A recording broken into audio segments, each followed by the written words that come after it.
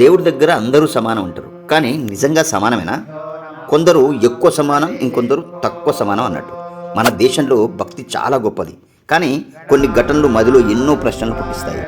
తిరుమల తిరుపతి దేవస్థానంలో అర్చక వ్యవస్థ, వారసత్వ హక్కులపై గతంలో ఎన్నో కోర్టు కేసులు, వివాదాలు జరిగినాయి. తెలంగాణలోని యాదాద్రి లక్ష్మీనరసింహస్వామి ఆలయం పునర్నిర్మాణ సమయంలో పూజలు ఎవరు చేయాలి అన్న దానిపై సమాజంలో పెద్ద చర్చ జరిగింది. ప్రోటోకాల్ పాటించలేదని ఉద్యోగాలే ఊడిపోయాయి. ఆంధ్రప్రదేశ్లోని అన్నవరం సత్యనారాయణ స్వామి దేవస్థానంలో పెళ్లిళ్లు జరిపించాలంటే ఏకంగా పూజారులకి కాంట్రాక్టులు ఇచ్చే నిర్ణయం తీసుకున్నారు. అవును, ఒక్కటే ఆలయం, ఒక్కటే దేవుడు. ఆయన్ని చూడాలంటే మాత్రం ఒక్కో ప్రివిలేజ్కు ఒక్కో రేట్ ఎందుకు? ఒకరు దేవుడికి ముందు, ఇంకొకరు ఒక మూలన. విఐపి టికెట్లు, బ్రేక్ దర్శనాలు, ప్రత్యేక పూజలు, పొలిటికల్ ప్రోటోకాల్స్, వేద బ్రాహ్మణుల ప్రత్యేక ఆశీర్వచనాలు, ప్రతి దానికి ఒక్కో రేటు. మా రూటే సపరేట్ అన్నట్టు. ఇప్పుడు ప్రశ్న ఒక్కటే, దేవుడు మనుషుల్ని సృష్టించాడా, లేక మనుషులే దేవుడికి అంతరాలు పెట్టి కులం సృష్టించారా? మీ అభిప్రాయం కామెంట్ చేయండి.